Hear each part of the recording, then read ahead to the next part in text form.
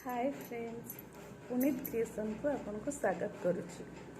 Actually मु first time blog करने चाहूँगी। एक्चुअली मुझे जना नाला केमती करे जाए। मो भणजा जी कि कहले माई तुम कर समस्ते कर तुम भी कर आ मो नणंद भी कहले कर। मुझे हाँ ठीक अच्छे तो गोटे फास्ट ट्राए करवा तो मुझे स्टार्ट करुच्ची।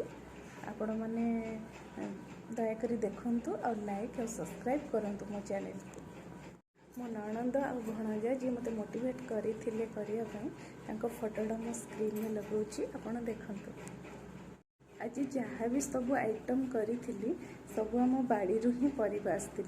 आपण मैंने चलतु मु देखा आम बाड़ी को लेकिन आपन को वर्षा दिने आमर कि सब परिवा लगी। आज मु पखाड़ करी आसतु देखिए कौन आइटम आज पूरा देसी आइटम ही करी। आंब गोटा कलरा मसला दिया भजा, पोई भजा, पानी कखर मसला दी भजी आ भजा होती।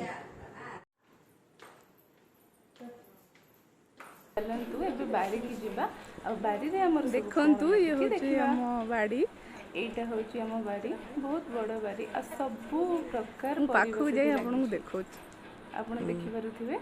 एटा होची छचिंदा सॉरी एटा जन्ही एटा स्टार्टिंग होची ना तो छोट छोट एबे हेची। एटा देखंतु छचिंदा सब भी छोट हेची नुआ नुआ। एटा देखंतु ओ गछ बहुत ओ फळची सतारे सब छोट छोट फळची।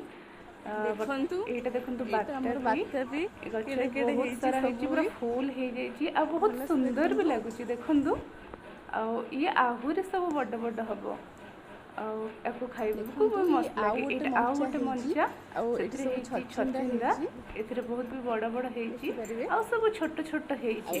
कखरु डंका सब माडीची अल्प माडीची एथिरे फळीनी आ गोटे पटे लागिची सेथिरे फळीची। एपटे पोई देखंतु पोई भी बहुत लागिची, अधा भी पाची गलानी आ सब